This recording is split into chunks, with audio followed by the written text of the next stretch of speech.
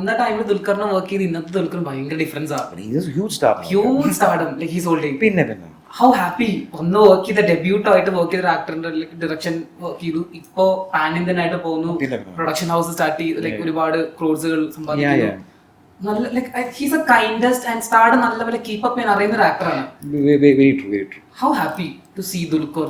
I am extremely proud. കാരണം വെച്ചാൽ ഞാൻ പറഞ്ഞില്ലേ, നമ്മൾ തുടങ്ങിയ സമയം എന്ന് പറയുമ്പോൾ ഇപ്പം ഞാൻ ഇപ്പോൾ ദുൽഖറിന് സെക്കൻഡ് ഷോ കഴിഞ്ഞ് ഉസ്താദോടുള്ള തേർഡ് മൂവിയാണ് തീവ്രം. ആ സമയത്ത് relatively is A new കമർ.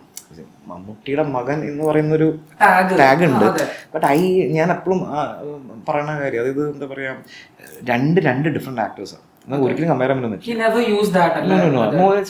Dulquer made everything on his own way. And മൂപ്പരുടെ ഒരു വേറൊരു ഐഡിയോളജിയിൽ സ്റ്റിക്ക് ചെയ്ത് ഫോളോ ചെയ്യുന്ന ആളാണ്. അത് ഞാൻ പറയട്ടെ. അല്ലെങ്കിൽ how can someone like Dulquer ഇല്ലാന്നുണ്ടെങ്കിൽ I don't think nobody is gonna produce ലോക.